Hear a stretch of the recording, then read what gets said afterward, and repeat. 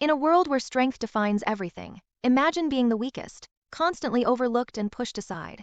But his fate took a dramatic turn when he discovered a mysterious system, one that would transform him from the weakest of all into the strongest vampire god. And before we dive in, a huge shout out to JKS Manga, the brilliant mind behind my vampire system, the story we're about to explore. A weak-looking boy was walking down the school corridor, trying to avoid the other students. Suddenly, a group of 4 boys passed by him, deliberately bumping his shoulder as they moved in the opposite direction. "Don't die by falling over, Quinn," the boy shouted down the hallway. Quinn continued walking down the school corridor. Harassment had become a daily occurrence for him, but it still bothered him just as much every day, and he couldn't help himself but retaliate. He stopped to push his glasses back up, as they had slipped down his nose. He needed a new pair, and just from looking at them you could tell they were heavily worn. The sides were covered with tape, and they didn't even fit straight on his face. Quinn then turned around and immediately gave the middle finger. "I bet you don't even know how many fingers I'm holding up." The boy clenched his fist and started running toward Quinn. "You level 1 piece of crap. When are you going to learn that you don't belong in this world?" Then the boy placed both of his hands together and a green ball of light began to form. When he was only a few meters away, he threw his hands forward and the green light shot out from his palms. Quinn had nowhere to go, and the beam of light was too fast for him to dodge. All he could do was grit his teeth and brace for the impact. When the light hit him, his body was lifted into the air and sent flying backward into the corridor wall. "What's going on?" one of the students said. "Are they fighting on the last day of school?" A crowd quickly formed, curious about the commotion. One female student ran over to the damaged part of the wall to check on Quinn's safety. As the dust began to settle, Quinn's slightly curly black hair came into view. When the dust cleared and the girl saw who it was, she immediately backed away and continued her business as if nothing had happened. When she returned to her friends, Quinn could see them laughing at her. "I can't believe you tried to help him." "I didn't see who it was," the girl retorted, her cheeks flushed. After that encounter, Quinn stood up and picked his glasses off the floor. Once again, one of the sides had fallen off. Damn it! Not again. It was the last day of school for Quinn, and he hoped, just once, that someone wouldn't try anything with him. He was sick and tired of it, and he wasn't the type to ignore it. He had seen others keep their heads down and tolerate the harassment, and their treatment was far worse than what he experienced. Quinn didn't bother to stay at school like the rest of the students. As he walked past, he saw people talking to each other, some laughing while others cried, thinking it was the last time they would see each other. But Quinn didn't want to be part of any of that. When he finally arrived home, he got straight to work. Quinn lived in a small 1-bedroom apartment that had just enough space for a single bed and a desk. There was also a wall-mounted TV, which he left on for background noise, not really watching anything. The apartment was provided by the government since he had no living relatives and was still only 16. On top of his bed sat a single suitcase containing all his belongings, neatly packed away. Entering his room, Quinn immediately pulled open a drawer, revealing a large, thick book that weighed about half a kilo. The front was black, with a ring design in the center, lines shooting off in all directions. "Let's try again today," Quinn said as he placed the book on his desk. He then reached into his bag and pulled out a small test tube filled with clear liquid. "Test 112, hydrochloric acid. Let's see how it goes." He began to slowly pour the liquid onto the book. So far, no reaction. He continued pouring the entire contents of the test tube, but still nothing happened. Quinn carefully examined the book for any damage, but it looked the same as always. Another failure. "Why won't you open? Why did Mom and Dad even have this thing?" 112 tries. That was how many different methods Quinn had attempted to open the book. Not only could he not get it to budge, but it seemed impervious to damage as well. He had tried burning it, cutting it, melting it, but nothing worked. Quinn then lay down on his bed and turned on the TV for some comforting background noise. He rarely focused on the screen, but the sound of other voices made him feel less lonely. The TV was tuned in to a news station. The peace treaty with the Dalki race has lasted for 5 years now, but officials say that tension is rising once again, and we must prepare for another war. Since that day, talk of war had been non-stop on the news. 30 years ago, the human race received a visit from the so-called Dalki, who looked almost human except for their dragon-like tails and scale-like skin. They immediately demanded that the humans hand over their resources and use them as slaves. Naturally, the humans fought back, only to find that their modern technology was useless. Bullets couldn't penetrate Dalki skin, and tanks were no match for their airships. Every man and woman was called to fight for their planet, including Quinn's parents. The war raged on for years, and Quinn grew up not knowing what his parents looked like. Just when defeat seemed imminent, a select few emerged with special abilities.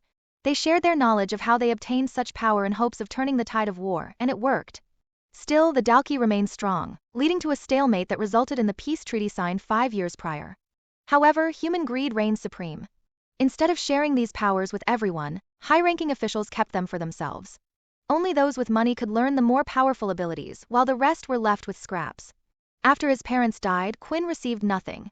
The government provided his housing while he was still in school, but that was all. When an agent appeared at his doorstep at age 10 and handed him the book, he was told it was all that his parents had left behind. Why is the world so unfair? Quinn got out of bed and walked over to his desk. He picked up his slightly broken glasses, deciding he needed to fix them. He noticed that one of the lenses was out of place and tried to punch it back into its frame. "Come on, just get in," he shouted, pushing down hard. The lens suddenly smashed into pieces, and one of the shards cut deeply into his thumb. "Why does the world hate me?" Quinn immediately started cleaning up the glass pieces and noticed one had landed on top of the book. As he removed it, a drop of blood from his thumb fell in the center of the book. To his astonishment, the ring design began to glow, and the book lifted into the air. What the hell is happening? The book shone brightly and shook uncontrollably. It finally opened, and pages flipped rapidly. Quinn found himself transfixed, as if he were in a deep trance. The words written in the book were in a language he had never seen, but somehow he felt he could understand it. When the book turned its last page, it began to dissolve as though turning to dust. At the same time, Quinn's vision started to fade. He felt weak and his eyes slowly shut. Just before he passed out, a single message echoed in his mind. Unable to maintain consciousness long enough to grasp the final words, Quinn succumbed to darkness. Slowly Quinn's eyelids started to lift open and his vision started to return. His head felt heavy and his body was slightly sore. As he lifted himself off the ground, he touched his head to see if he had gotten any injuries. "Why does my head hurt so much?" After making sure his skull hadn't split open from falling over, Quinn then went to pick up his glasses off the floor. Although there was only one lens now in it, out of habit Quinn put the glasses on. Suddenly, he felt a little disorientated and his vision was slightly blurry. He took them back off and noticed that his vision only got blurry when he put the glasses on. Quinn then immediately rushed to his desk to grab a pencil. He drew the letter A on the wall and stepped back. Quinn continued to step back until his back had hit the room wall. What, but how? Quinn thought. Somehow Quinn's vision was now perfect. He had lived his whole life with terrible eyesight, but suddenly he could see clearly. Images then started to flash in his head of what had happened before he passed out, and he could think of only one thing. The book. When Quinn looked around the room, he started to panic. The book! Where the hell's the book? Quinn looked everywhere for the book, but nothing could be found. It couldn't have gone missing in such a small room, and the disappearance of it was making Quinn go mad. Maybe it's like my socks, they go missing all the time?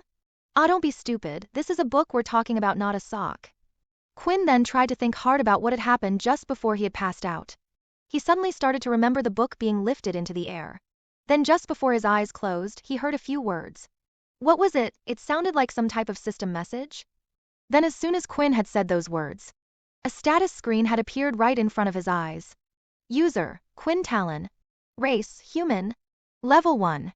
Experience, 0/100. HP, 10. Strength, 10. Agility, 10. Stamina, 10. Wow, it's like those really old games people used to play all the time. Quinn noticed that on the status screen there were more tabs on the top, but without even doing anything and just reading the tabs in his head, the screen automatically switched. Skills. 0 skill points available. There were also 2 skills slots showing, but they were locked and was not showing any details. On the skills tab, Quinn wasn't really able to see much. Everything seemed to be locked and slightly grayed out, so he quickly moved on to the next tab, which was called Shop. Shop. Unlocks at level 10. Can I do anything? The last tab was the quest tab, and finally it seemed like this tab wasn't locked behind something. Main quest. Reach level 10. Daily quest. Drink 2 liters of water. Reward 5 EXP. After checking everything out that the system had to offer, Quinn had to just think about closing the system, and it did. When Quinn thought about opening it again, a screen would immediately pop up in front of him. Quinn could only think of one thing, that the book his parents had left him was an ability book. These books could often be bought at very high prices from the military or a company and could even be obtained on the black market. The only thing was, Quinn had never heard of an ability book that disappeared and granted the user a system like this. The ability books were designed to be learnt. It wasn't something that you could pick up and instantly understand how to use. A smile started to slowly appear on Quinn's face. This was great news for him. He had always been a level 1 ability user because he could never afford to buy any ability books. Finally, he had something. The next phase was for him to test what ability he had. Fire, fire, come on, Quinn said as he threw the palm of his hand forward. Okay, next. Water, water out. Quinn did the same again, but there was no result. After trying out many different things and all the abilities he had seen before, it turned out he was unable to perform any of them. What the hell useless thing is this? Is it really just a system ability? Quinn thought about it for a while. If it truly was like a game, then perhaps by completing the quests, he would eventually get stronger and unlock more skills. He was treating it like an ordinary ability book, and clearly what he had obtained was an ordinary. Usually, ability books were based around one ability. It was important for a person to select their first ability book, because a regular human body would only be able to perform one ability attribute. If you got a transform ability as your first ability, you would only be able to get other abilities related to this attribute. This was the same for fire and so on. Quinn then went to open his mini fridge and started to grab the bottles of water that were inside. He immediately started downing the water bottles one by one. Damn, how much is 2 liters? My belly feels like it's going to burst. After finishing his 8th bottle of water, a new notification message had appeared. Daily quest complete, 5 EXP has been granted. EXP, 5 by 100. Well, now I know at least the system works. Suddenly there was a loud knock that could be heard at the door. Quinn quickly went to the door and opened it. Standing in front of him was a large, muscular, bald-headed man wearing a black military uniform. There were several medals on it and his name written just above his chest. Sergeant Griff. Boy, it is time for you to vacate your room immediately. The vehicle has been prepared and has been waiting outside for 5 minutes already. With everything that had happened, Quinn had forgotten about what was to happen today. It's time for you to head to military school, Griff said. Due to the war between humans and the Dalki, everyone was required to attend military school for 2 years. Even though humans and Dalki were currently in a peaceful period, everyone knew that it wouldn't last forever. Every day, there was news of one race antagonizing the other, and war felt like it could break out at any moment. Quinn quickly went to the toilet before heading off with Sergeant Griff. His bladder felt like it was going to burst any second due to all the water he had drunk. Once Quinn stepped out of his room and into the outside world, something strange happened. A new notification screen appeared. Your body is being hit by direct sunlight. You are affected by the sunlight. All stats will be halved while in the sunlight. Suddenly, Quinn's body felt extremely sluggish, as if he had just run a 5K and returned. His arms and legs felt heavier and there was nothing he could do about it. Quinn checked his status and saw that his stats had indeed gone down by half. But it wasn't just his stats, his HP was halved as well. HP, 5 by 5. Strength, 5 by 5. Stamina, 5 by 5. Agility, 5 by 5. What kind of drawback is this? Quinn thought. Then, a new notification appeared. You have received a new daily quest. Avoid direct sunlight for 8 hours. Reward, 5 EXP. Quinn's mood shifted slightly as he saw the new daily quest. Unlike the water quest, this was something he could accomplish naturally just by sleeping. If the system worked the same way it did in games, then once Quinn earned 100 experience points, he would be able to level up and increase his stats. So the more daily quests Quinn received, the better it would be for him. What are you doing walking so slowly? The school will eat you alive if you carry on like that. Griff shouted. Finally, Quinn reached a large bus parked just outside his house. When he entered the bus, he noticed it was already full of students his age. He didn't recognize any of the students, meaning they had all come from different schools. Quinn then took a seat at the front of the bus, the only one still available. Stats have returned to normal. As soon as Quinn entered the bus and avoided direct sunlight, his stats returned to normal, and his body felt re-energized once again. Well, at least it looks like it's only direct sunlight, he mused. The students were all talking to each other excitedly, but that chatter stopped as soon as Sergeant Griff stepped on board. All right, it's time for us to head to the military academy. The bus then started to move and the students were finally on their way. The atmosphere in the bus grew silent during the journey. Whenever a student would start to speak, Griff would immediately glare in their direction and they would fall silent. Griff didn't even have to say anything. They all knew what he wanted just by looking at him. About 10 minutes into the journey, Quinn received another message. A substance in the air has been detected. You are feeling sleepy. Resistance +1. Quinn found this message quite strange, and when he started to look around the bus, he noticed that nearly all of the students were either asleep or dozing off. Suddenly, even his own eyelids began to feel heavy. Your resistance to the substance has increased. Resistance +1. Then he heard the sound of loud footsteps approaching him. As he looked up, he noticed Sergeant Griff hovering above him. Looks like a few of you were able to resist the sleeping gas. Guess we'll just have to bag you. A black bag was thrown over Quinn's head, completely obscuring his vision. The gas began to seep through, and Quinn managed to doze off into a deep sleep. The next moment, he felt a splash of cold water on his face. He jolted awake, and all he could see was a green haze. He and several other students began to lift their heads to look around. There were currently a total of 200 students standing in a vast open field, but they quickly realized they were in a completely foreign place. This is where you will spend the next 2 years of your life. The students were amazed at what they saw. They were in a city like none they had ever seen before. Everyone was dressed in military uniforms, and there were technologies and feats of engineering around them that were far too advanced for their time.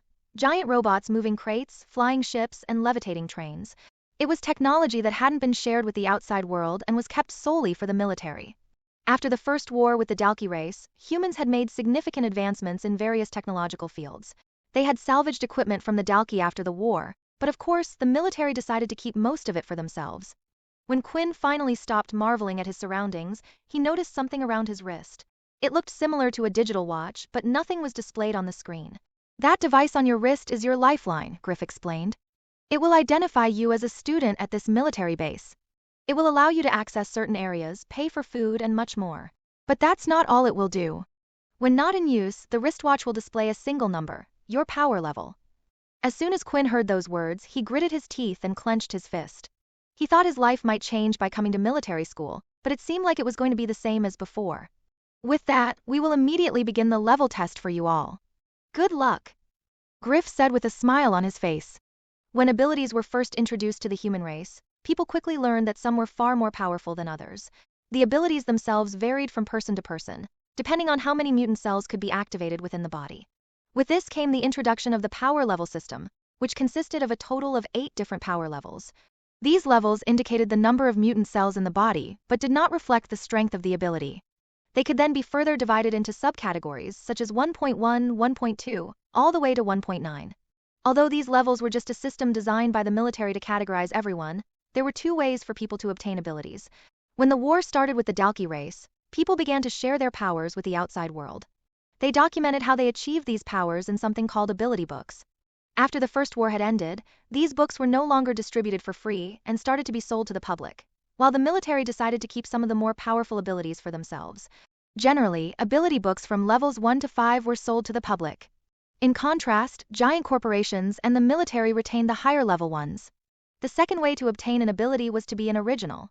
Originals were the first people who discovered the powers for themselves and chose to pass them down within their families, teaching them person to person rather than writing them down. Not all ability users chose to share their abilities with the outside world. Many decided to keep them within their bloodline. Originals typically had the strongest abilities that couldn't be measured using the power system. Because of these 2 reasons, Quinn had always remained at level 1. He had no family members to support him, leaving him no chance to buy an ability book, and his family had no abilities themselves, so he wasn't an original.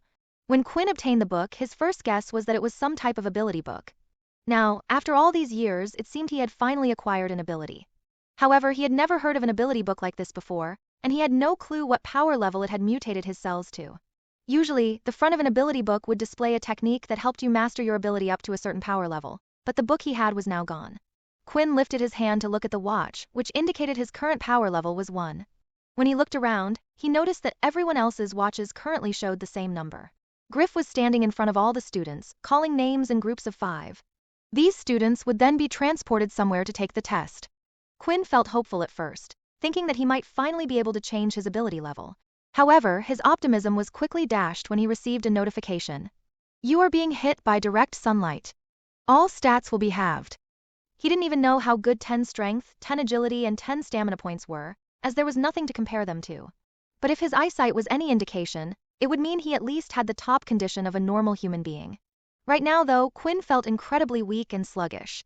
His body felt extremely hot and he was sweating buckets. He thought it was a good thing he drank a lot of water beforehand. Otherwise, he would have been extremely dehydrated. Hey, are you okay? A stranger standing next to Quinn asked.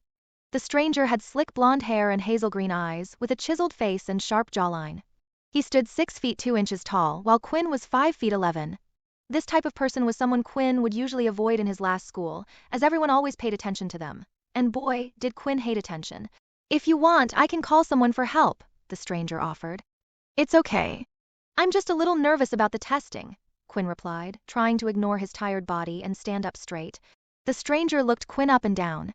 Quinn was quite skinny for his age. He didn't have a lot of muscle, and right now he looked incredibly weak. The stranger thought Quinn looked like the type of boy who would have gotten bullied at school. Being in a new place and not knowing anyone, of course, he would be nervous. If Quinn received a level 1 rating again, the same thing would most likely happen here. Well, don't be. I'm quite strong, you know. If anyone messes with you, you can come and ask me for help, the stranger said, smiling. Quinn didn't usually get on well with active, positive types, but he found it hard to dislike this boy. When Quinn thought back on his time at school, he realized he actually never got on with anyone. The name's Vorden, the stranger introduced himself, extending his hand. Quinn looked at Vorden's hand. It was the first time in his life someone had treated him this way, but he expected that would quickly change. People always did once they found out his ability level. But for once, he just wanted to forget about all that. My name's Quinn, Quinn said as he shook Vorden's hand. Use of an ability has been detected. The ability has been rejected. Once the system messages appeared, Quinn looked at them in confusion. He then noticed that Vorden still hadn't let go of his hand. The system repeated the message once again. Use of ability has been detected. The ability has been rejected. Quinn immediately let go of Vorden's hand. The system was clearly telling him that Vorden was trying to use his ability on him. Vorden himself wore a puzzled expression as he stood there. You, Vorden said. What is your ability? Quinn paused, thinking for a while about whether he should answer or not. In the end, he wanted to see Vorden's real reaction. I don't have an ability. Vorden no longer looked puzzled, as if the answer had satisfied his curiosity. However, before he could say anything else, Griff made an announcement. Will the students Quinn Talon, Vorden Blade, Peter Chuck, Layla Munro, and Aaron Helly please come to the front to take your test? Once the 5 students heard their names being called, each of them began to walk forward to Griff, who was waiting for them in front. Including Quinn and Vorden, there was another boy in their group, Peter. Peter looked more nervous than anyone there. He constantly looked around him and couldn't stop fidgeting. His body frame was quite small, which suited him as he wasn't that tall either. Then there were the 2 girls. The first one was named Layla, and the other one was Erin. Layla had short brown hair and a tall figure. On her back, she carried a bow, which surprised Quinn, as not many people carried weapons these days apart from a specific group called the Pure. The Pure were a group of people who chose not to have any abilities and instead used weapons. They were quite rare, and Quinn had never met anyone like that in his life. He had only heard stories about them. Finally, there was Erin. Erin was the type of girl who turned all the boys' heads. Her proportions were perfect, not too big, not too small, and she had long, silky hair of a beautiful golden hue. The only problem was her facial expressions. Even while walking through the crowds, not once did her expression change. It remained stiff and neutral. As Quinn walked past everyone, he noticed that he couldn't recognize any students, and it seemed that the others were unfamiliar with anyone as well. Quinn could only assume this was done on purpose. On top of that, no one knew who to befriend or who to look out for because, currently, everyone's power level displayed 1. The group stopped just behind another group that was being transported to the testing area. As soon as Vorden saw the others in the same group, he greeted each one with a handshake. Vorden was being very polite, so most of them accepted his greetings, except for Erin. She merely stared at Vorden's hand when he offered it to her, then turned her head and looked away. Come on, you don't have to be like that, Vorden said as he placed his hand on her shoulder. This was a big mistake. In an instant, Erin grabbed Vorden's wrist and twisted his hand. Frost and ice crept up his hand as it began to freeze. Everyone stopped to look at the commotion happening near the front. Wow, she has ice abilities. Isn't that very rare? I would let her freeze me any day. Griff noticed the commotion and started to intervene. Stop it, you two. If you have that much energy, then save it for the test. Erin immediately dropped Vorden's hand and slowly, his hand started to defrost. Vorden then went back in line to stand next to Quinn. Can you believe her? Vorden complained. I nearly lost my hand. You can't just go around touching people without their permission, Quinn replied. Yeah, I know. She's lucky I didn't wipe the floor with her just because she's a pretty girl. Many people near the front heard Vorden's words and had already decided to make him an enemy. A thought formed in their heads, if they could somehow humiliate Vorden, then maybe Erin would look their way. Looking at the people around them, Quinn could tell what the others were thinking. He stepped 1 step away from Vorden, hoping others wouldn't think the two were friends. At last, Quinn and the others were called forward and told to stand inside a box. It wasn't exactly a box, but white lines had been drawn on the ground. creating a space just big enough for the 5 of them. One would notice that a hooded man stood nearby outside the box. "Send them away," Griff commanded. As soon as Griff gave the command, the hooded man planted both of his hands on the ground, and the box started to light up, shining a bright purple color. Transportation magic, huh? What a rare ability, Vorden remarked just before the whole group suddenly vanished into thin air. The very next second they were teleported to another outdoor area resembling an empty wasteland. There was no sign of life, no trees, nothing at all. Standing in front of the group was a woman dressed in a black military uniform, and by her side stood another hooded man. No one else was in sight. The woman held a tablet in her hand and looked busy inputting some information. Once she finished, she looked up at the group and began to speak. "Hello to the 5 of you. I am Jane, and I will be in charge of your test today. Once the test has been completed, I will update your information, and your score will then be reflected on your wristwatches." Jane then glanced at the tablet. "Now, who should we call first?" "Oh, it looks like we have a couple of previous level ones." Jane checked the information that had been passed on from their previous schools. "Peter, would you please step forward?" The nervous, small Peter stepped forward and looked even worse than before. Quinn thought he looked bad, but he was in perfect condition compared to Peter, who looked like he might fall over any second. "Would you please tell me what your ability is, Peter?" Jane asked. I don't have any ability," Peter said quietly. Suddenly, Quinn and the others understood why Peter was so nervous. Having no ability wasn't rare. Because of the war, many children had become orphans like Quinn and Peter, meaning there was no chance for them to buy an ability book. But because Peter had no ability, he was afraid of the treatment he would get from the others. "Don't be afraid, Peter," Jane said. "Here, take this." The hooded man standing beside Jane suddenly teleported a book into his hand, allowing it to be taken by Jane. She then handed the book over to Peter. "Wow, seriously? You're giving this to me for free?" Peter exclaimed with excitement. "Thank you. Please study the book in your own free time. When you've finally learned to use it, you can come back to redo the test. But for now, I'll have to temporarily award you a level 1 power status." Even though Peter had received a level 1 power status, he didn't care about it at that moment. He only felt hope. His life could finally turn around because of the book he had just received. "Now, I believe there was another level 1 user here," Jane said. "Quinn, is it? Would you please step forward?" Quinn did as he was told and stepped forward. "Now, Quinn, what ability do you have?" Quinn thought the whole thing was ridiculous. It was quite clear to him that Jane already had all the information on him from his previous school. They knew that he never had an ability before. The problem was Quinn was struggling with deciding what to do. Before coming to military school, Quinn had done a bit of research himself. He knew that the military gave all students who had no ability an ability book. Each ability book given was the same one. It was an Earth ability book. The reason they did this was so students who didn't have an ability before would suddenly feel indebted to the military. Not only that, but the military also had a hold on nearly all of the Earth-type ability books. Meaning if you ever wanted to increase your strength, you would have to be loyal to the military, and in return they would give you more power. Before Quinn had discovered his own ability, he actually thought this was the best option for him. Even if he didn't want to join the military after 2 years, the Earth ability was handy to have. It was easy for employment because the Earth ability was useful in construction. This was where the problem came in. Quinn already having an ability meant he was unable to learn a new one. The ability book was practically useless. Not only that, but Quinn was pretty sure they would keep tabs on every student they had given the ability book to, meaning the teachers would accept him to use Earth powers the next time they saw him. Quinn took a deep breath and said, "I don't have an ability." Just like before, the hooded man standing by her side handed her a book and then handed it to Quinn. Quinn took the book off Jane at first, but then suddenly a notification screen appeared.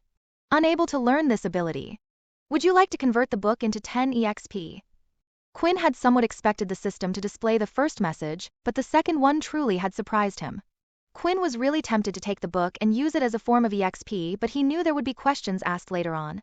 "I'm sorry, but I don't want it," Quinn said as he handed the book back to Jane. The students watching and the instructor stood there were both shocked. Jane hadn't experienced anything like this before. In her 5 years working as an instructor, it was the first time someone with no ability had rejected the book. "Please give me one moment." Jane then stood away from the group of students far enough so they wouldn't be able to hear anything. Yes, he says he doesn't want the ability book. What shall I do?" Jane said, speaking on her earpiece. "Let him take the test," the mysterious man on the phone said. As the man hung up, he couldn't help but think that Quinn was an interesting student. He started to look at Quinn's file, and what he had said seemed to be true. The student had no ability and didn't seem to have any relations with the group pure. Let's see how long you can survive in this cruel world, Quinn. The man said. Back at the testing field, Jane had finished the call with her superior and started to head back over to the group. Sorry for waiting, Jane said. Since you won't be taking the ability book, we will still require you to take the test, please. Quinn thought the whole thing was a joke. If Quinn truly had no ability, then they already knew what the test results were going to be. Was there really a need for him to take the test? It felt like the only reason they wanted Quinn to continue was to make himself feel humiliated and small. Eventually, then he would choose to go to the military and beg for the ability book they were handing out. Please follow me. Jane then took Quinn a little further out onto the field, where Quinn noticed that there were huge craters in the ground, burn marks, and all sorts of things. This was all done from the previous testing contestants. Please proceed to destroy the targets in front of you as quick as you can. Jane said. The test will begin immediately. As soon as Jane finished talking, 3 targets popped up randomly around the wasteland. They were metal round targets with a red dot in the center. The problem was when Quinn tried to look for the targets, everything seemed like a blur in the distance. Quinn then realized that his perfect eyesight suddenly wasn't so perfect. Is this because I'm out in the sunlight? Quinn thought. Quinn had no choice but to slowly run up to each of the targets and hit them with his fist one by one. His time was incredibly slow, of course. There were then 2 further tests that Quinn needed to complete. The next test was a strength test where Quinn was asked to punch into a huge drum-like machine. Quinn gave it his best shot and hit the drum as hard as he could. The drum vibrated and made a small sound, eventually displaying a digital number in the center. 5 strength, Jane said as she noted it down on her tablet. When the final test had arrived, they had brought out another machine. This machine was a big circular object with many holes on its front. Once the test started, the machine fired holographic spikes at the contestants. All Quinn needed to do was avoid being hit by the spikes. The machine went up in levels and eventually got faster and shot out more spikes. In the end, Quinn managed to get hit and the test was stopped. Agility 5, Jane said once again as she noted it down on her tablet. Quinn had heard the words from Jane's mouth, and it started to make him think if there was some sort of link to the score she had given him. The last test was a test of strength, and Quinn had scored a 5, similar to his system which had stated he had 5 strength. Then once again this test focused on agility and scored a 5, which was the same as his system. This meant if Quinn was to take the test at night, all of his scores would have most likely doubled. This also meant as long as he leveled up, he could always increase his score. It was as if his ability was the ability to evolve, but had some drawbacks with it as well. As expected, Jane said. Unfortunately, your current power level is a level 1. Quinn clenched his fist and went back to stand with the others. He knew that the days ahead of him as a level 1 user would be tough, but that wouldn't be for much longer. The test continued with Layla taking the text after him. She was the only one there who had a weapon on her back. The weapon she had was a bow, but it didn't look like a regular bow. It was different from the ones that people used a long time ago. This bow was carved using parts of a beast. It was black in color and looked almost as if the entire bow was made of gems. Even the string was made of a special material. The reason the bow looked so different was because it was what was known as a beast weapon. A bow made from the body parts of a beast. When the human race was attacked by the Dalki, our technology advanced fast by replicating their technology, and with this, the humans learned the ability to travel to other planets using portals. These planets would often contain different levels of beasts. The stronger the beast was, the better weapon you could make out of it. It was the first time Quinn had ever witnessed a beast weapon before, as no one at his previous school had one. It was strange to see someone of such a young age, who has most likely never been to another planet, to have a beast weapon. Layla stood in the center of the field and waited for the test to start. Unlike when it was Quinn's turn, they waited until she was ready before starting. Quinn could already start to see a difference in treatment. When the test started, 5 targets all appeared in different areas of the wasteland. Layla immediately took out 5 arrows and placed them in her bow, shooting them all off at once in the same direction. The arrows shot out fast and strong, but then suddenly the 5 arrows split off into their own direction, each of them heading to a different target. What a good combo, Vorden said. She has the ability of telekinesis, but it's quite weak, so instead she uses her ability combined with the bow to control the arrow's movements. In an instant, all 5 of the targets were hit at the same time, and she had completed the first test. Quinn for the first time saw how useful beast weapons were. Even if you had a weak ability, you could make it strong. Quinn wasn't completely sure what his ability was yet, but even if it just increased his stats as he leveled up, he then thought about how handy something like a beast sword or something similar would be. On the strength test, Layla didn't do so well. She used her powers to try to move her fist even faster when punching the drum, but in the end, her score was only an 8. The last test, Quinn also saw her do quite bad. When the test first started, Layla tried to use her ability on the spikes coming at her. Unknown to her because they were holograms and not the real thing, it had no effect. Meaning all Layla could do was rely on her actual body to avoid the spikes. In the end, Layla ended getting the same score as Quinn. It looks like you have the ability level of a level 2 user, Jane said, and immediately the number 2 appeared on Layla's wrist. Quinn could tell Layla wasn't happy. She stomped back as she walked over to the group. Quinn thought the test wasn't really fair. Her ability level might be that of a level 2, but when used with a bow, Quinn felt like she could have easily beaten some level 3 or 4 users. Quinn was starting to take note that the academy really did only measure the power level of your ability and not your fighting ability. The next person to take the test was Erin. She walked forward confidently without even looking at anyone else. She stood in the center of the testing field waiting for the test to start. 5 random targets then appeared across the wasteland. She quickly formed an ice spear and chucked it at the target, hitting it dead on.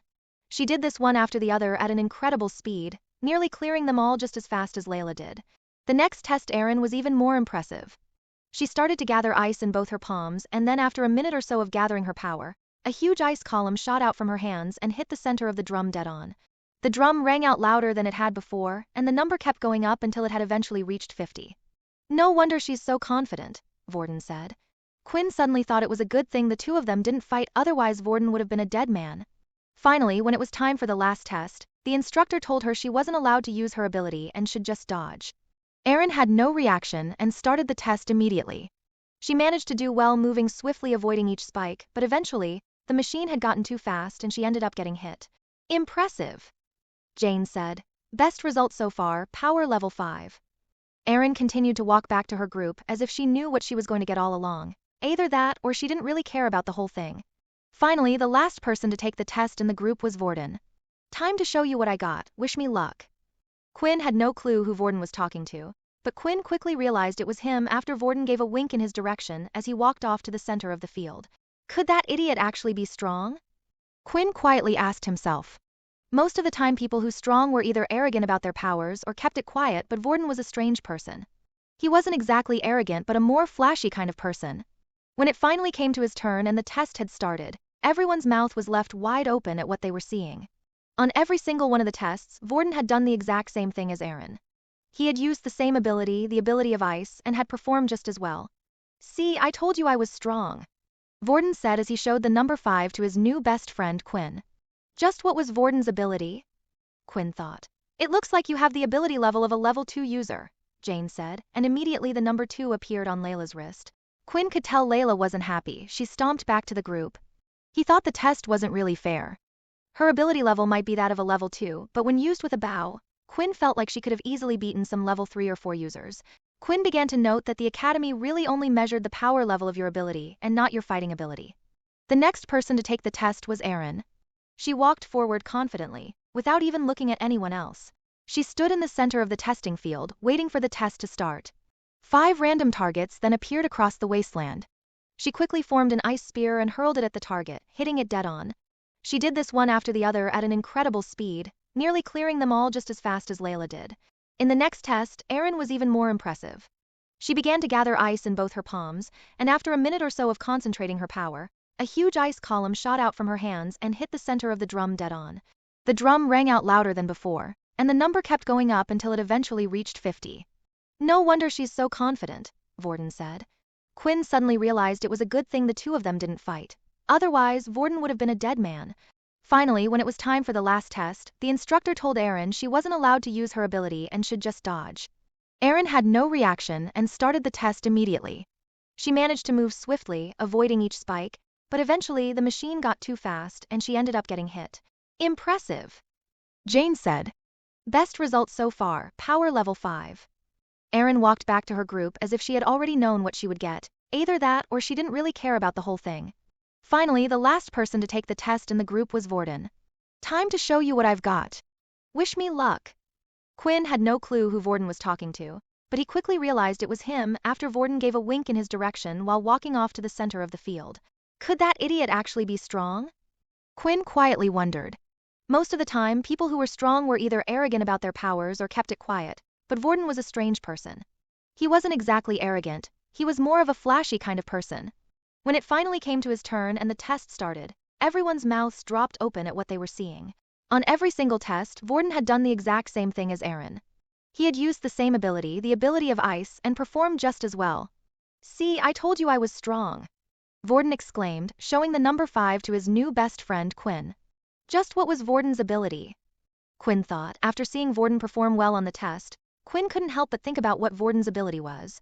When Vorden went to shake his hand that time, he said that Vorden had tried to use his ability on Quinn. Yet for some reason his ability didn't work. If Vorden's ability was ice, surely his hand would have just frozen. That's unless Quinn had an ability to block all types of abilities, but that was highly unlikely. Not only that, but straight after, even Vorden had a strange reaction, asking Quinn what his ability was. It was as if he knew his ability didn't work. Then another thought came into Quinn's mind. Why was Vorden so adamant on shaking the hands of everyone he had just met? If Quinn remembered correctly, Aaron refused to shake Vorden's hand, yet in the end Vorden still went to touch Aaron on the shoulder. At that time, it seemed like a weird thing to do, but now Quinn realized it wasn't and everything was starting to make sense. Touching was the condition, and the last person who Quinn touched was Aaron. It couldn't be a coincidence that both of them had the same powers, which meant most likely that Vorden's ability was the kind to copy other people's ability. It didn't work on Quinn because his ability wasn't straightforward. Quinn couldn't help his curiosity, so he asked Vorden. Hey, Vorden, is your ability? Quinn whispered. Are you able to copy other people's abilities? Vorden looked at Quinn and smiled. I'm surprised you figured it out so fast. How did you figure it out? When you shook my hand, you seemed surprised that nothing happened. Vorden thought that Quinn was quite amazing, being able to guess something like that just from a handshake. After all, it was much more likely that Vorden had obtained the ice ability from an ability book. The power for copying wasn't available as an ability book, which only meant one thing. Are you an original? Quinn asked. Vorden didn't say anything but simply gave a wink back at Quinn, which pretty much confirmed Quinn's thoughts. Vorden was an original, a person belonging to a family who decided to not share their abilities with the outside world. He is someone who could easily surpass the power level of 8. Once the test has been completed, the hooded man teleported the students to the front of the academy where they would be staying. The academy was huge, and it's the tallest building in the entire city. It was as if someone had put together 3 hotels. There were 10 different teachers in total who were currently standing in front of the academy's facade. Tarrying in front of them were the groups of students who all had finished taking the test. The students were told to wait with the teachers until all the students had finished conducting their tests. Once in a while, a group of 5 students would be teleported in front of one of the teachers. Finally, there was now a total of 20 students in the group where Quinn was a part of. Okay, you all need to follow me as I take you around the school, the teacher up front said. The teacher was a middle-aged man with blonde curly hair who wore glasses. His name was Dell. While Dell was walking around, describing the various places in the vicinity of the academy, he couldn't help but smile. It looked like nothing would be able to upset him. You guys should start to get to know each other as much as you can, Dell said. After all, the people you are with now will be your classmates. All of a sudden, everyone started to get chattier, talking to each other as they were being shown around the school. However, there was something that Quinn had noticed.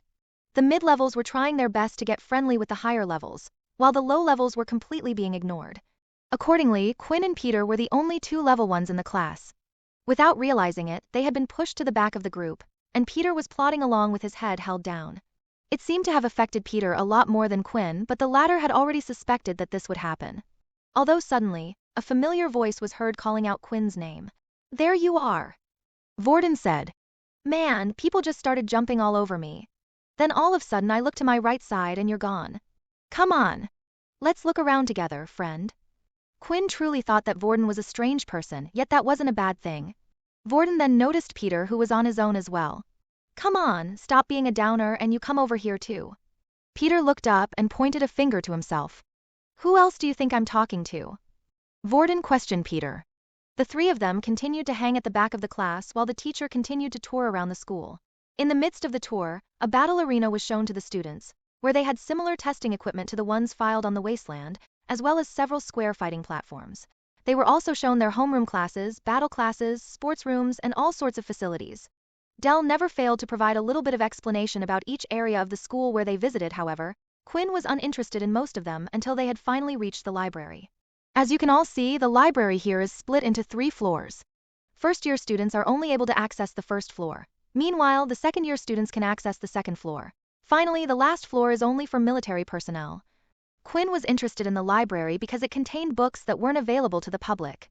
In this place, Quinn just might be able to find some information about his ability, though he just hoped that it would be on the first floor. Eventually, the tour came to an end as Dell stopped just outside the school's dorms. And this is where you will be living during your stay here. Once you have dropped off your things, feel free to explore around the academy. There will be no lessons today, so you will get to have the rest of the afternoon to explore. Each student was then handed a number written on a piece of paper. These papers displayed which room they would be staying in. Quinn then noticed from the corner of his eye that Vorden was coming towards him. Hey, Quinn, what room number did you get? Vorden asked. Air 23. No way. You're kidding, right? I got the same number. Maybe fate is really bringing us together. Vorden said excitedly.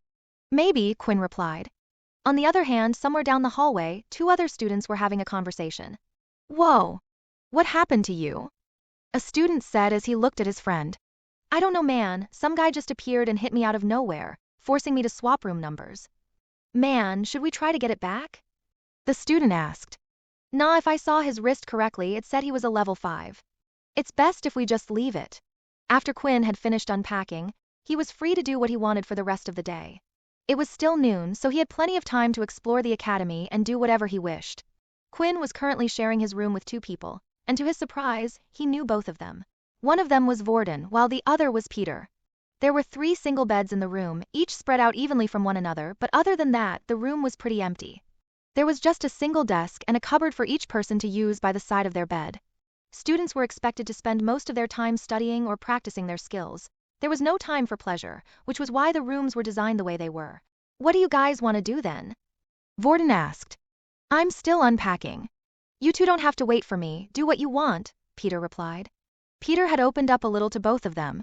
At first, he was completely shy and hardly said a word, but slowly he seemed to be coming out of his shell, especially around Quinn. Peter most likely felt comfortable around Quinn, knowing that he was a level 1 ability user like himself. I was thinking of heading to the library, Quinn replied. That will probably be too boring for you. Boring? I can make anything fun. Besides, I haven't read a book in. Vorden paused for a moment. I can't even remember the last time I read a book. The 3 of them laughed, and then Vorden and Quinn decided to head to the library together. Finally, they arrived, and the first floor was already busy with students. Quinn noticed that there were multiple round desks spread out where students were sitting, and in the middle of each desk was a glowing orb. You're probably wondering what that orb thing is in the middle, aren't you? Vorden asked. It looks like they don't have them at public schools. If you touch the orb, it allows you to create a space where only those people who have been invited can be heard. This way, people can talk and chat as much as they want without disturbing others. Technology sure has come a long way. Quinn and Vorden then chose a table that had 2 other people sitting on the other side. Just as Vorden had said, Quinn could see the 2 talking, but he couldn't hear a word of what they were saying. The orb seemed to only have a range of the table. Once you left, others could hear you as normal. Quinn looked around the library and picked out as many books as he could about abilities, most of them describing the different types of abilities in the world. Vorden wasn't too bothered and decided to select a random fiction book to read. The 2 sat at their tables while Quinn started to flip through the books. After reading several, he discovered nothing new. He already knew about most of the abilities described in the books, but none of them mentioned an ability like Quinn's. Vorden had been keeping a close eye on Quinn and noticed the type of books he had been picking out. What's with all the books? Are you looking for something in particular? Quinn thought about it for a while before answering. Vorden wasn't the brightest person when it came to academics, but he seemed quite knowledgeable about abilities. He would have to be because of the type of ability he had. I was trying to decide what ability to get since I turned down the school's offer. Oh right, I forgot about that. I thought you might be one of those pure members who hate abilities. Turns out you just didn't want to be a dog to the military, Vorden replied. Well, is there anything specific you're looking for? Not really, I have no clue. There was one that mentioned something interesting, though. Have you ever heard of an ability that is weaker in sunlight? Vorden suddenly started to laugh out loud. What? Are you crazy? I've never heard of something like that. Abilities are something our bodies learn. Sure, some people have limits and can't learn stronger spells or can do less than others, but for one to get weaker because of the sun? Sounds like you're a vampire or something. Quinn felt a little embarrassed by Vorden's reaction. Of course, he knew that would be the normal reaction when asking something like this, but it was true. As long as Quinn was in direct sunlight, all of his stats would weaken by half. Quinn continued to look around the library to see if there was anything else he could find. He had finally gone through every single one of the ability books he could find, but there was nothing. Quinn then looked up at the floor above where there were some second-year students. Maybe there's something up there, but I can't imagine what the academy would do to me for breaking the rules, Quinn thought. As he continued to walk around the library, He eventually ventured into the fiction section, and his eyes were drawn to something. A specific title of a book caught his attention: The Truth About Vampires. Quinn took out the book and gave it a quick look. Vampires were things of fairy tales, myths even. Even when people started to come out with powers, there had not been one person who claimed to be a vampire. Quinn couldn't help himself but start to read the book. It was a long shot, but maybe he would find something he could relate to. After reading and skimming through the book, Quinn found most of it was useless. A lot of the things that vampires didn't relate to him at all. Vampires were required to eat human blood. Some could transform themselves into bats and cast illusions, while others were incredibly skilled with swords and hypnosis. But Quinn had none of these abilities. The only thing he could relate to in the book was being weaker in the sun. Eventually, Quinn decided to close the book and call it a day. It didn't seem like he was going to find anything on the first floor of the library. As soon as he closed the book, though, a familiar sound was heard. Ding! 10 EXP received. EXP increased to 15. It couldn't be, could it? Quinn stared long and hard at the message and reread it multiple times. It couldn't be. Did I get EXP from reading that fantasy book? Quinn immediately had to test it out. After reading several different books about abilities, not one had given him EXP, but for some reason this book did. Quinn then immediately picked up another fantasy story, one about dragons, this time titled Reincarnated into a Human. He did the same as before and skimmed through most of it, but made sure to read the crucial parts. Then when he closed the book, there was no reaction. This of course was expected. Then Quinn wanted to test another thing out. He picked up another book that was also about vampires and did the same. When he closed the book, though, the same thing happened. The system had no reaction at all. In the end, Quinn theorized that after reading all the books, he had gained so much knowledge about abilities that the system had rewarded him for it. That maybe the system had just given a delayed message. He couldn't believe that the book about vampires was somehow related to his system. Well, he didn't want to believe it. When Quinn finished checking things out at the library, he noticed that Vorden had disappeared from the table and was no longer in the library. He must have gotten bored and gone somewhere else? Quinn looked outside the window and noticed the sun was starting to set. He had been in the library for a total of 6 hours so far, and the time had gone flying by. Then when Quinn was just about to leave, he received another message from the system. Daily quest has been completed. Avoid direct sunlight for 8 hours. 加5 EXP. EXP increased to 20. Quinn had finally completed his second daily quest. The ride from school had taken them around 2 hours, and with the time spent indoors and in the library, Quinn was able to complete the task with ease. Each time Quinn received an announcement, he got a satisfying feeling seeing the number go up closer to 100. He couldn't wait to see what would happen once he had reached the goal. His best guess would be a level up. After all, the system even stated that he couldn't use his shop feature until he was at least a level 10. The only thing Quinn wished for at the moment was a quicker way to level up. With just the 2 daily quests a day, it would take days until Quinn reached level 2. Right now, though, there wasn't much he could do but go by his everyday life as normal. As Quinn left the library, he decided to head to the battle arena. There was a theory that he wanted to test out. But as he was walking through the school hallway, he could see a kid being pushed up against the wall by another student. The boy on the wall looked like he had already been hit a few times and had markings on his face. So it started already, Quinn thought. Quinn managed to catch a glimpse of the boy's wristwatch and saw that the number on it indicated that it was a 1.2 power level. Quinn was quite surprised at this, as the person doing the bullying was quite weak himself, which was a rare occurrence. The only people he would be able to bully were people who had a power level of 1 like Quinn or Peter.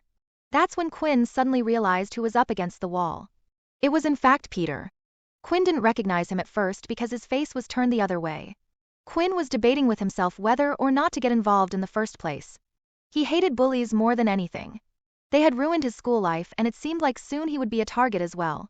Of course, Quinn also wanted to test out his current strength, and he had found the perfect guinea pig. The student in front of him was only at a power level of 1.2, so there was a high chance he could win. The student lifted his fist again to give Peter another punch. You think you can just bump into me like that and say sorry? He shouted as he swung his fist. Then as Quinn was walking past, he pretended to fall over and bumped into the student, causing him to fall off balance and miss. Quinn! Peter said as he looked up. What the hell was that for? The student said as he looked at who had just pushed into him. The student then immediately looked at Quinn's watch, and suddenly the confidence in him grew. What the hell is a level 1 piece of rubbish like you doing? I was waiting to see how long it would take for someone like you to appear. It seems like I lost a bet with myself. I thought it would at least take a couple of days. And what are you going to do about it? Peter was starting to feel slightly worried about Quinn. He knew at the test site that Quinn had no abilities while the student he was facing did. Peter thought they might stand a chance if the two of them fought together, but Peter, in the end, was too afraid. He had been hurt his whole life and didn't want to be hurt anymore. This was just how the current world worked. The people at the top with the strongest powers bullied the weaker ones, and in turn, they bullied the even weaker ones. It was the first time the student had ever met someone weaker than him, and suddenly all the pain he had experienced, he wanted someone else to feel it too. That way he didn't feel like he was at the bottom of the food chain. Quinn then noticed that the student had both of his hands held behind his back, as if he was preparing something, and the next thing that happened confirmed his thoughts. An ability has been detected. Initiating battle mode. New quest has been given. First fight, power level 1.2. Win the fight to gain 50 EXP. Suddenly, Quinn had a huge grin on his face. This was how he was going to level up faster. The student stood opposite Quinn was still holding his hands suspiciously behind his back. Even without the help of the system, Quinn could tell the student was obviously hiding his ability. Come on, what happened to your big balls? The student said. I think you're playing with them behind your back, Quinn replied. That immediately angered the student, which was what Quinn was going for. You weak piece of garbage. The student came charging forward and slashed his hand out at Quinn. Luckily Quinn's reflexes were fast, and he managed to lift his arm in time to block the attack and move back a little. However, the student's hand managed to slice right through the skin of Quinn's arm and caused blood to be drawn. Damn it! Quinn said. HP, 8 out of 10. Quinn looked at the student who now had his hands out in view. The student had a transformation ability that was limited to only his hands. They caused them to slightly resemble a tiger claw and hardened his fingernails. Although Quinn was able to block the attack in time, the claw managed to still rip through his skin. Is the system saying if I take 4 more attacks like that, I'm dead? Suddenly everything became a little bit more serious for Quinn. The stinging pain he was feeling on his arm was real, and this was a real fight. The game-like system had caused him to take things a little too easy. But he was quickly reminded that this wasn't a game. The student then immediately started to charge at Quinn once again with his claw-like hands. As the student swung his right hand, Quinn managed to duck and throw a punch of his own into the student's stomach. What the hell, this guy hits hard. The student thought. The student didn't quit there though, and decided to strike at Quinn's open back, causing another claw mark to appear. HP, 6 out of 10. Shut up, I know. Quinn shouted as he lifted the student using both of his hands by the legs and threw up against the side of the wall. How did Quinn manage to pick him up like that? Peter thought. They're roughly about the same size and he threw him with ease. Does he really not have an ability? Quinn didn't stop there though.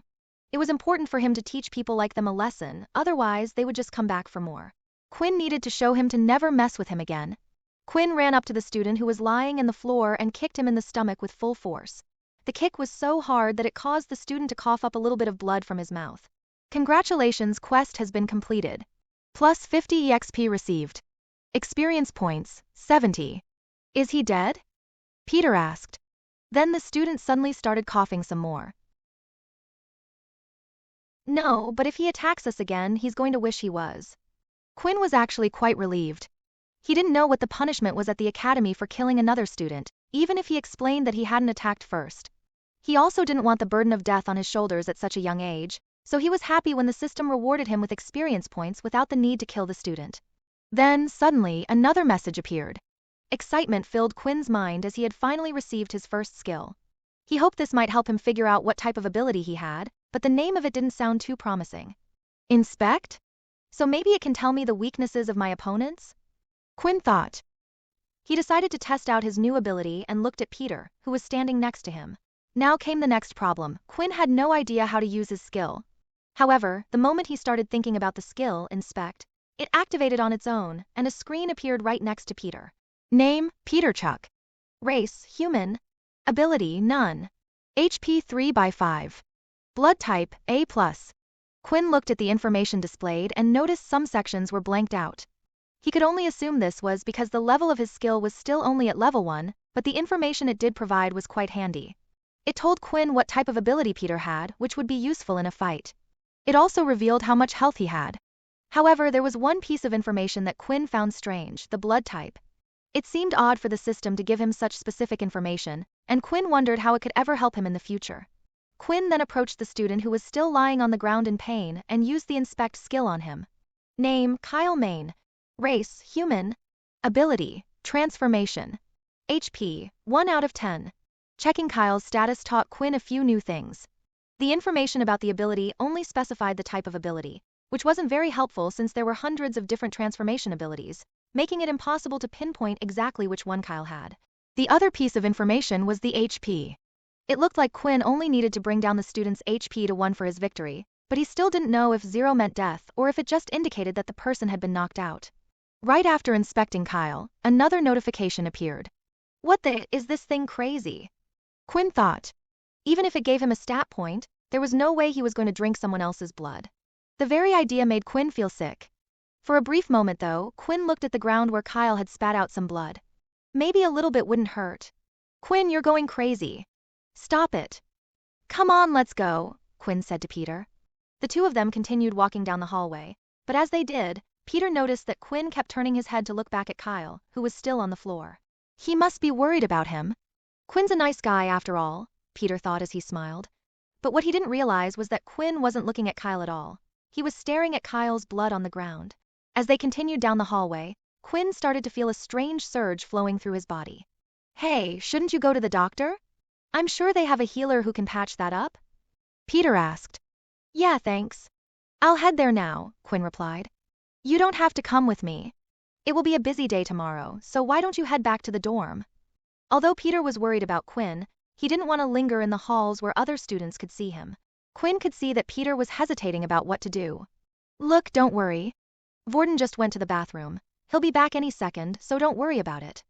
With that, Peter quickly rushed off to the dorms, making sure to cover up his wristwatch as he went. He didn't want another incident to happen again. Quinn, on the other hand, immediately rushed to the nearest boys' bathroom just down the hall. When he entered, he quickly examined his arm where Kyle had scratched him with his claws. As he looked in the mirror, Quinn slowly noticed that his arm was healing. Though the process looked slow, it was actually happening incredibly fast. Witnessing his skin scabbing over and regenerating was an amazing sight. Quinn felt something strange happening in his body during this process, which he had noticed while talking to Peter. That was why he was trying to get Peter to leave him alone. If Peter saw something like this, there was no doubt he would think Quinn had an ability. Quinn waited a few minutes and opened his status screen. Just as he thought, his HP was slowly regaining as well. HP, 8 out of 10. Eventually, the wound on his arm and back completely healed with only the rips in his shirt visible.